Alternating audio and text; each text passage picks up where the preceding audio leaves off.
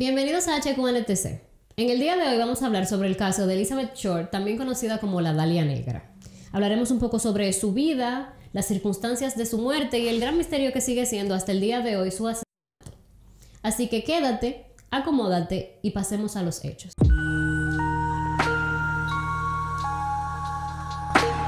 Elizabeth Short nació el 29 de julio de 1924 en Hyde Park, Massachusetts. Era hija de Cleo Short y Phoebe Short, quienes además tenían otras 4 hijas: Dorothea, Virginia, Muriel y Elnora.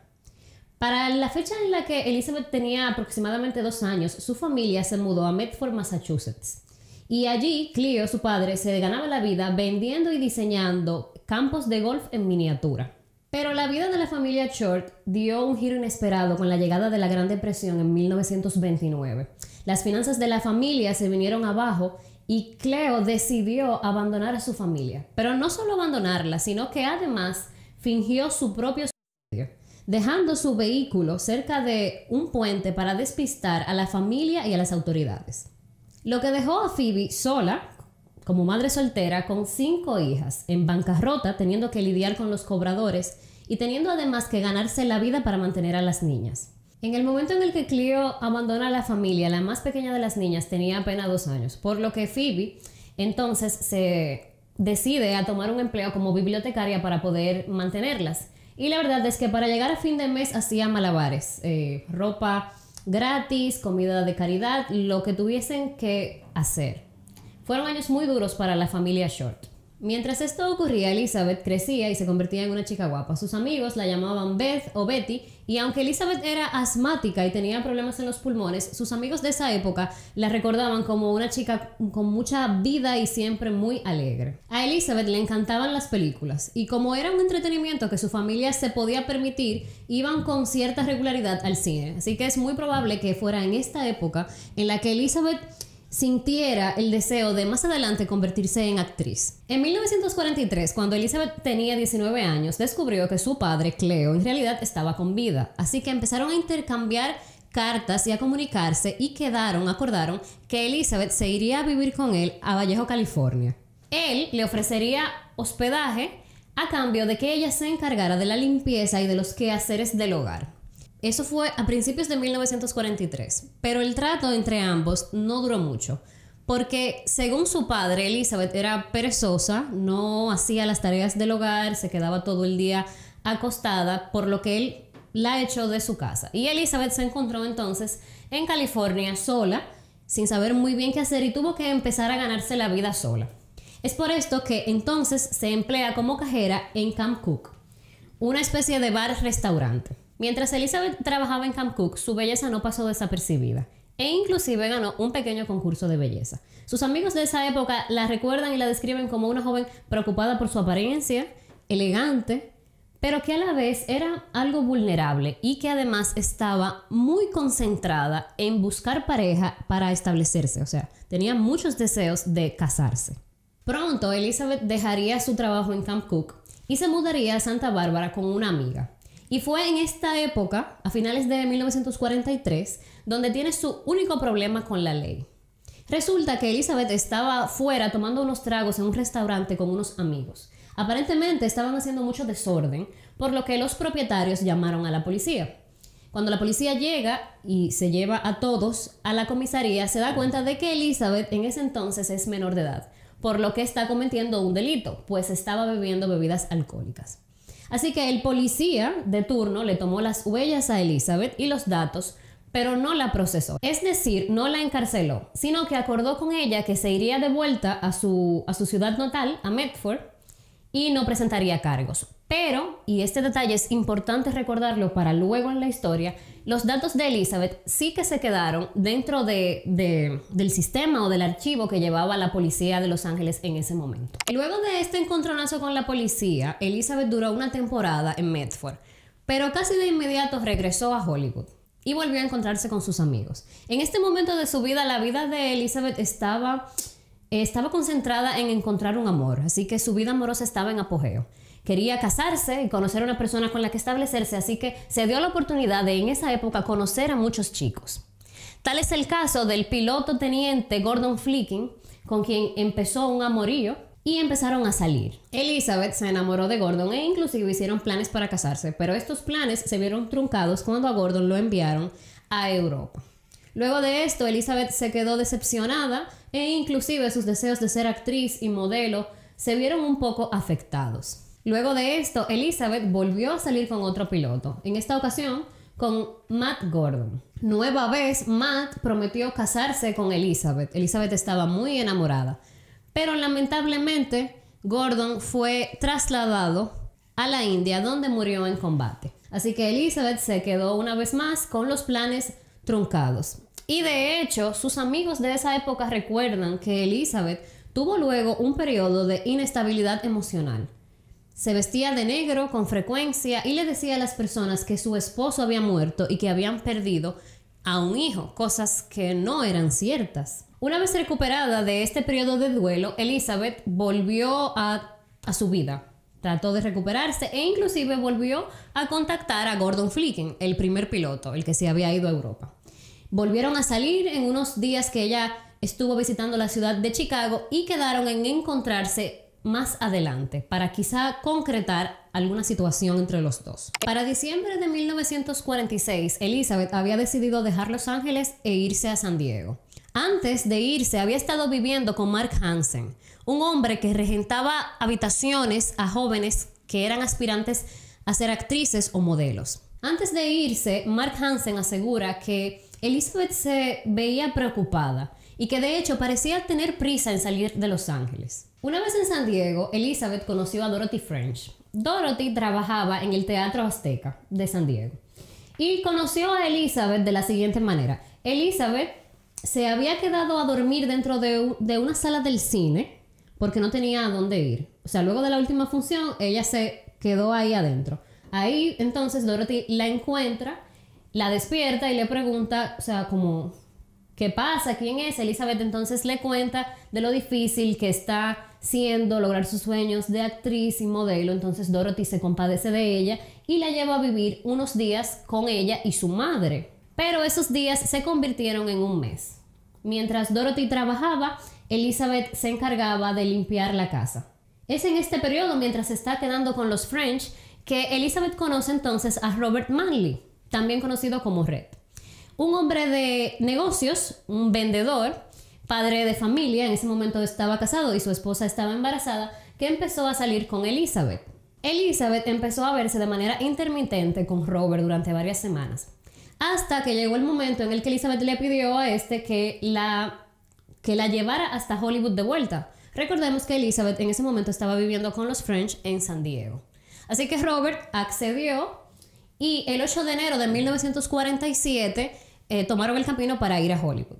Mientras estaban allí en Los Ángeles, Robert pagó por el hotel y la comida de Elizabeth, pero no se quedó con ella durante todo el tiempo que duraron allí, porque tenía reuniones de trabajo. Entonces, en la noche del 8 de enero de 1947, Robert y Elizabeth salen a divertirse, a tomar unos tragos y regresan al hotel. Al otro día en la mañana, Robert se va temprano porque tiene un compromiso y luego regresa al hotel a buscar a Elizabeth. Cuando Robert regresa al hotel de su reunión, Elizabeth ha cambiado de opinión y decide que en vez de seguir y quedarse en Los Ángeles, se va a devolver a Massachusetts, pero que antes tiene que ir al Hotel Biltmore a encontrarse con su hermana.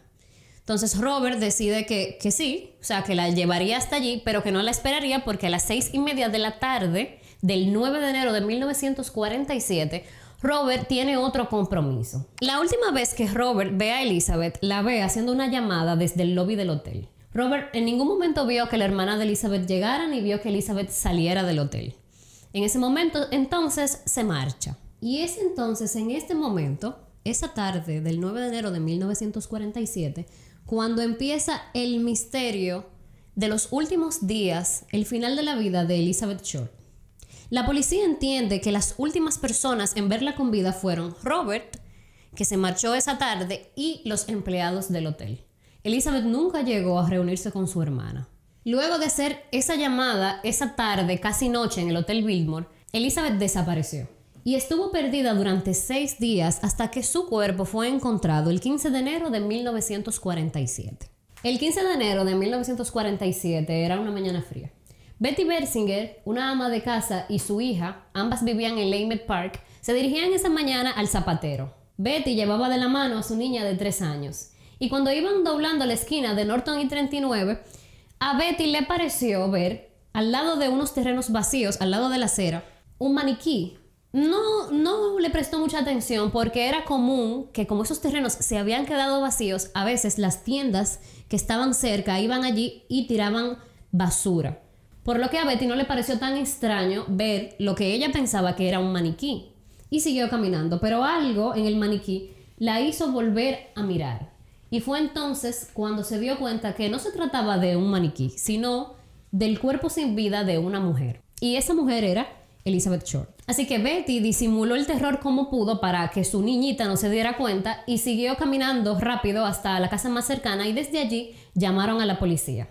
Al llegar al lugar de los hechos, la policía confirmó la escena horripilante que había descrito Betty Bersinger.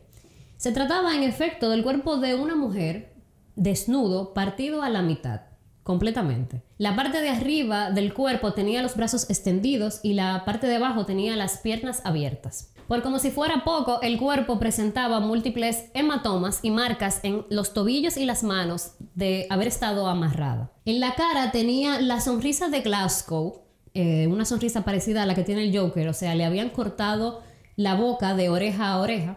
La sonrisa de Glasgow, de hecho, se llama así porque era la herida emblemática que usaban los pandilleros en Glasgow, Escocia, en la década de los 20 y 30.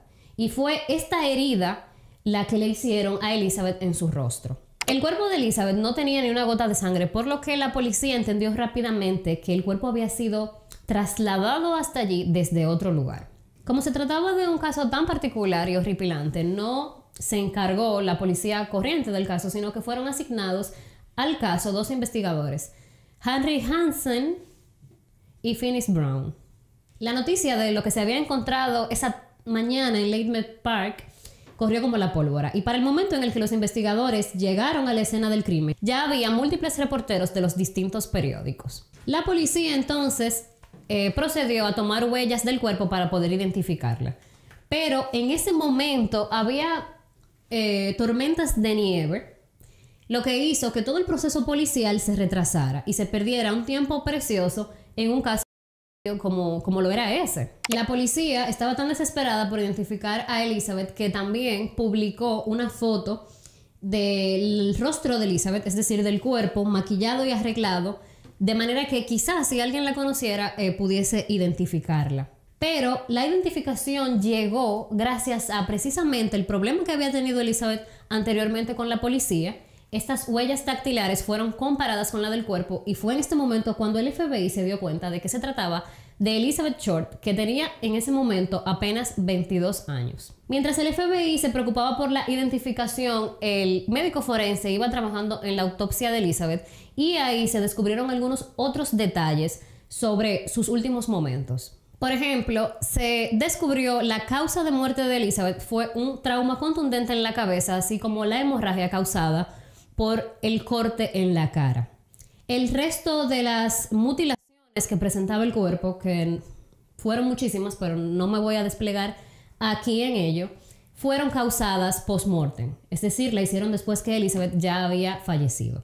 A partir de ese momento de la identificación de Elizabeth, el caso empezó a crecer en la prensa de manera desproporcionada, porque lo macabro del crimen, unido a la vida de Elizabeth y su belleza, hicieron que se convirtiera en una historia que todos los reporteros querían contar, hasta el punto de romantizarla, inflarla, cambiarla de mil maneras. Es en ese periodo entonces donde Elizabeth Short empieza a llamarse en la prensa como la Dalia Negra. Es el nombre que eligieron los reporteros por 2 razones. Primero, porque en sus últimos meses de vida Elizabeth aparentemente prefería vestirse de color negro.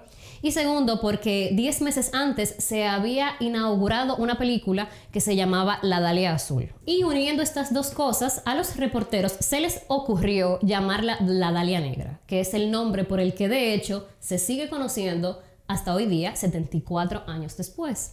Como la prensa estaba tan involucrada en el caso, el periódico The Herald Express empezó a trabajar en conjunto con la policía, hasta el punto de que pistas y llamadas llegaban directamente al periódico y no a la comisaría. Por ejemplo, el 23 de enero de 1947, The Herald Express recibió la llamada de un hombre que decía ser el asesino de Elizabeth Short.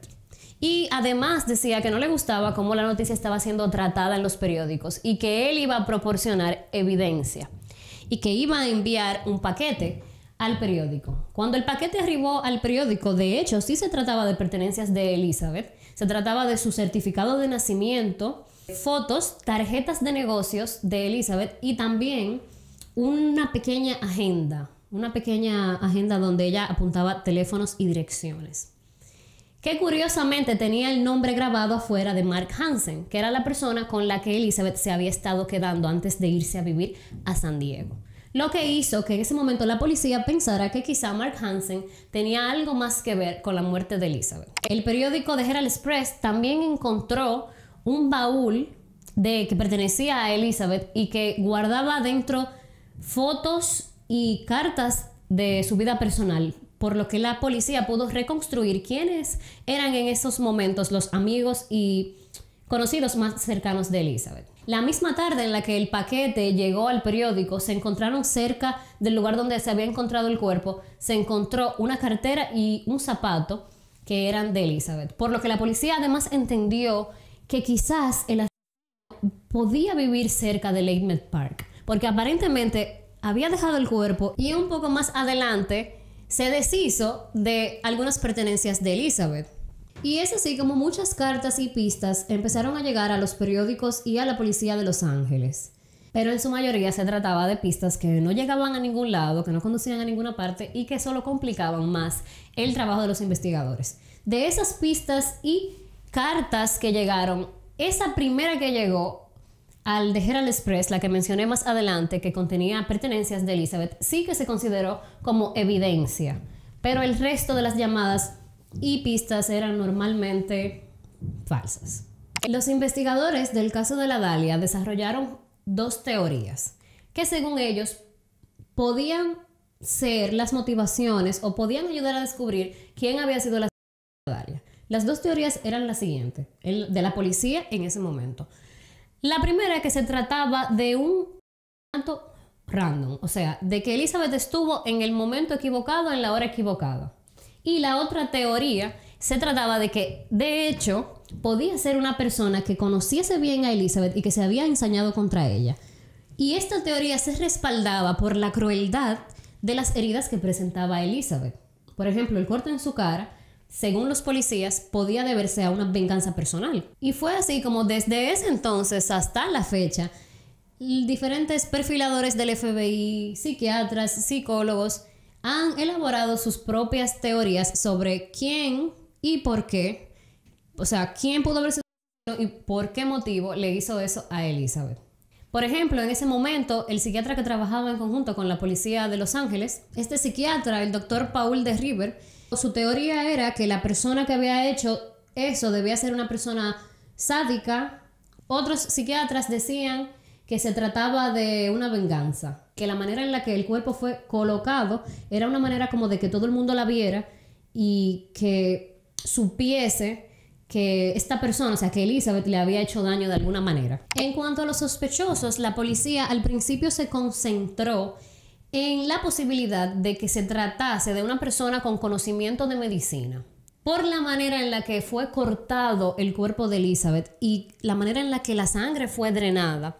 Esto le hizo pensar a las autoridades de que la persona o era médico o tenía algún conocimiento específico, y de esta manera se concentraron en saber quiénes eran los estudiantes de medicina que vivían en la zona. De hecho, le pidieron a la Universidad del Sur de California que les facilitara a todos los estudiantes de odontología y de medicina que estaban matriculados en la universidad para ellos poder empezar a hacer una especie de investigación de cada uno de estos sospechosos. Al principio consideraron a toda la persona que conocía a la Dahlia como un sospechoso. De manera que para finales de 1947, en diciembre de 1947, la policía había procesado a 192 sospechosos en total. Como si ya no se tratara de una investigación sumamente difícil, a eso se le agrega, a los 192 sospechosos, se le agrega que casi 60 personas se adjudicaron el crimen.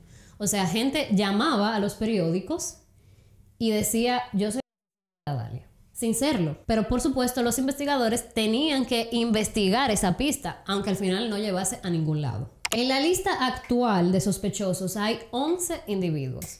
Y ahora vamos a ver de manera breve a los 11 sospechosos. Vamos a ir conociéndolos y viendo cuál era su relación y por qué estaban en la lista de sospechosos. Bueno, por qué están en la lista de sospechosos. El primero de ellos es Walter Bailey, un cirujano de la época que vivía a solo una cuadra de donde fue encontrado el cuerpo de Elizabeth. La relación que tenía con Elizabeth era que su hija era amiga de la hermana de Elizabeth y había asistido a la boda de esta. Pero Bailey tenía 65 años al momento de la muerte de Elizabeth. Tenía además una enfermedad cerebral degenerativa y 0 récords criminales.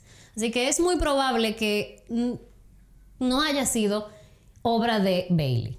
Otro de los sospechosos fue Norman Chandler, que era el editor del periódico The Los Angeles Times. Según algunas teorías de la época, Chandler había contratado a una y la había embarazado. Y luego había enviado a acabar con ella para no hacerse cargo y para que no se hiciera como un espectáculo. Esta persona y esta teoría no tienen tanta credibilidad ni tanto peso. ¿Por qué? Porque primero, Elizabeth no era procesada y segundo, la autopsia de Elizabeth reveló que nunca había estado embarazada. Luego está Leslie Dillon, un joven de 27 años que en ese momento trabajaba como botones en un hotel, pero que había sido asistente en una funeraria. ¿Cómo Leslie Dillon termina en la lista de sospechosos?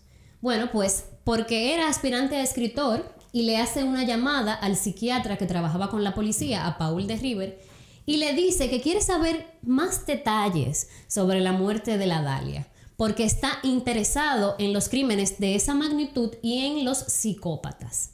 Al principio, Paul de River lo ve como una llamada inofensiva, pero pronto se da cuenta de que podría haber algo más, porque Leslie Dillon además le dice que su amigo Jeff le ha confesado que es el asesino de la Dalia, por lo que esto dispara las alarmas de la policía y del psiquiatra Paul de River, que piensan que quizá Leslie está hablando de sí mismo y no de ningún amigo, pues ese amigo no existe. No pudieron nunca comprobar que existiese. De hecho, el psiquiatra Paul de River y el detective de apellido O'Mara logran reunirse con Leslie Dillon de manera encubierta, logran hacerle preguntas. El problema con toda la información que pudieron obtener de Leslie es que nunca fue admisible. Luego, en 1950, un gran jurado determinó que Leslie no era un sospechoso legal, por la manera en la que la policía se manejó. Lo interrogaron de manera ilegal, por lo que no podían admitir nada de lo que éste había dicho. Leslie Dillon es hoy en día uno de los sospechosos más posibles de haber tenido algo que ver con la muerte de la Dalia. Otro sospechoso que engrosa la lista es Joseph Dumais. Fue uno de los tantos confesores de la muerte de la Dalia.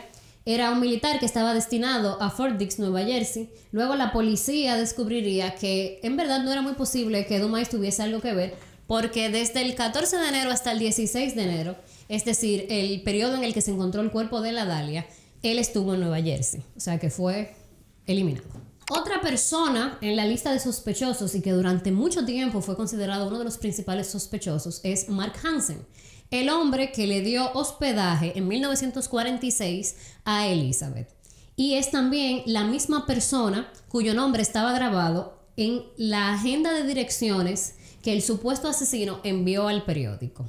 Mark Hansen, en su defensa, le dijo a la policía que la agenda que envió el supuesto asesino al periódico en realidad sí era de él, pero él se la había regalado a Elizabeth para que la usara como propia. Otra situación que vinculaba un poco a Mark era que las amigas de Elizabeth que regentaban habitaciones en el edificio de Mark sentían que quizá Mark podría estar enamorado de Elizabeth, pero eso era una cosa que no era comprobable. Nunca se presentaron cargos contra Hansen y este murió de causas naturales en 1964.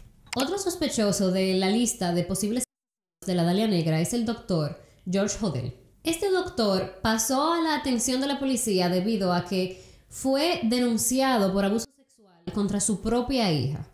Y aunque los cargos fueron retirados en 1949, la denuncia hizo que la policía de Los Ángeles se fijara mucho más de cerca en él y en sus acciones, en su diario vivir. Cosa que los llevó a grabar sus conversaciones de teléfono y en su residencia desde principios de febrero de 1950 hasta finales de marzo. Al principio, los micrófonos no captaron ninguna conversación interesante, pero el 19 de febrero de 1950, la grabación captó claramente como a las 8:25 de la noche una mujer gritaba de manera desesperada.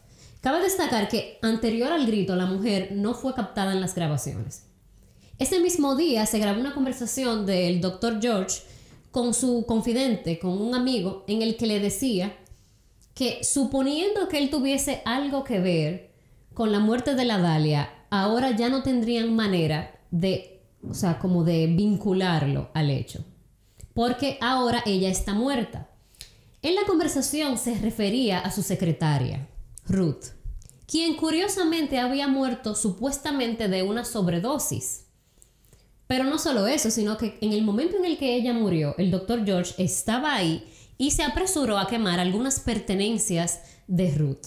Se supone que hizo esto porque Ruth lo iba a denunciar por mala práctica médica, porque solía sobrecargar las facturas de sus pacientes y realizar procedimientos ilegales. Aunque George Hodel fue interrogado por la muerte sospechosa de Ruth Spaulding, por su posible vinculación con el asesinato de Dalia Negra e inclusive por otros asesinatos posteriores, los de Green River, nunca se le pudo vincular directamente.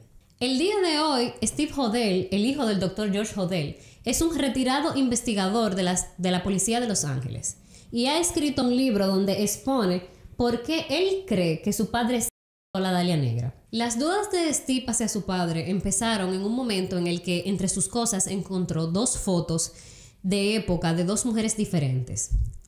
Steve cree que una de estas mujeres era la Dalia Negra, a pesar de que la familia Short todo el tiempo lo ha desmentido y ha dicho que esa no es Elizabeth. Hasta el día de hoy, Steve mantiene que su padre definitivamente no solo era la Dalia Negra, sino que se le puede adjudicar otros asesinatos. El Dr. George Hodel es posiblemente el sospechoso favorito de su propio hijo, de la policía de Los Ángeles, de los teóricos del internet, pero el Dr. George murió en 1999 y no se le pudo cargar de ninguno de estos hechos, ni tampoco probar una vinculación directa. Otro sospechoso de la lista es Robert Red Manley, el hombre que llevó a Elizabeth al hotel, la última persona en verla con vida. Robert sí siempre fue uno de los primeros sospechosos porque, claro, fue la última persona que estuvo con ella, pero fue descartado por diferentes situaciones. Primero, tenía coartadas sólidas de dónde estuvo durante esos días, o sea, después de dejar a Elizabeth en el hotel. Pasó 2 pruebas de polígrafo y años más tarde también se sometería a un cuestionario donde se le inyectó un supuesto suero de la verdad y tampoco dijo nada que lo pudiera incriminar. Curiosamente, muchos años después, Robert Red Manley moriría el mismo día, o sea, en el aniversario en el que fue encontrado el cuerpo de Elizabeth Short. Otro sospechoso en la lista fue el Dr. Patrick O'Reilly. Llegó allí debido a su vinculación con Mark Hansen, un sospechoso que mencionamos anteriormente, y la policía pensó en él como un posible candidato porque tenía un expediente de delitos basado en motivaciones sexuales. Otro dato que podía vincularlo también era que, curiosamente, Patrick O'Reilly tenía en un lado del pecho una herida que parecía autoinfligida y que era muy similar a una herida que le habían hecho a Elizabeth Short.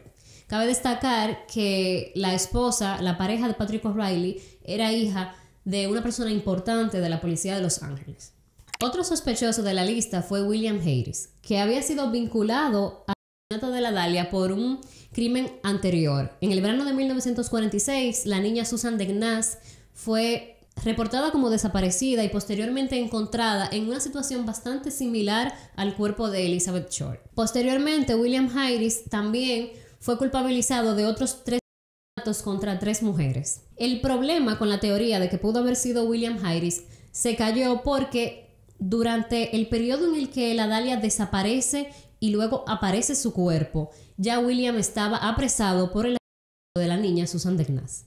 Posteriormente, William Harris sería condenado a cumplir 3 cadenas perpetuas en el estado de Pensilvania. Al día de hoy se han establecido un montón de teorías y de sospechosos, pero ninguno que realmente pueda concretizar y dar respuesta al misterio de quién le hizo eso a la Dahlia Negra, a Elizabeth Short, y por qué. Durante muchísimos años sus familiares se quedaron esperando una respuesta, tuvieron que ser sometidos al escrutinio público, y no solo eso, sino todo lo que se supuso, se publicó y se habló de su familiar, en este caso de Elizabeth. 74 años han pasado desde que se encontró el cuerpo de Elizabeth Short y realmente las probabilidades de que se encuentre al culpable son mínimas, porque todos los sospechosos o los posibles sospechosos han muerto.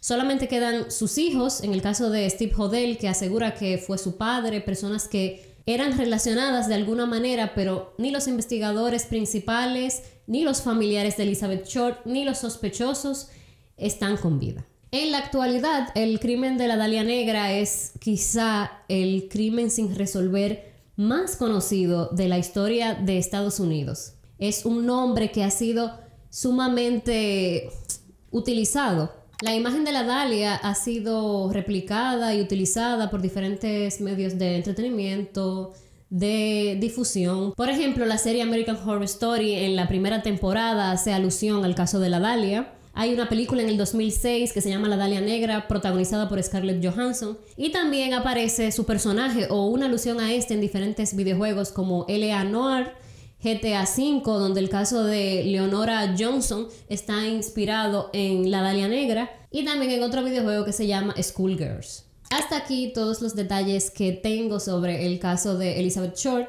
La verdad que es un caso interesante que deja la pregunta abierta de quién y por qué. Es también un caso sumamente extenso del que hay 1000 teorías. Fue difícil de investigar porque las fuentes... O sea, hay que asegurarse antes de hacer este caso que las fuentes que se están consultando sean realmente, o sea, sean verídicas, porque hay de todo. Si te ha gustado el video, si tienes algún comentario, alguna teoría que agregar, por favor déjamela en los comentarios. Si no estás suscrito al canal y te gustan este tipo de videos, suscríbete y hasta la próxima.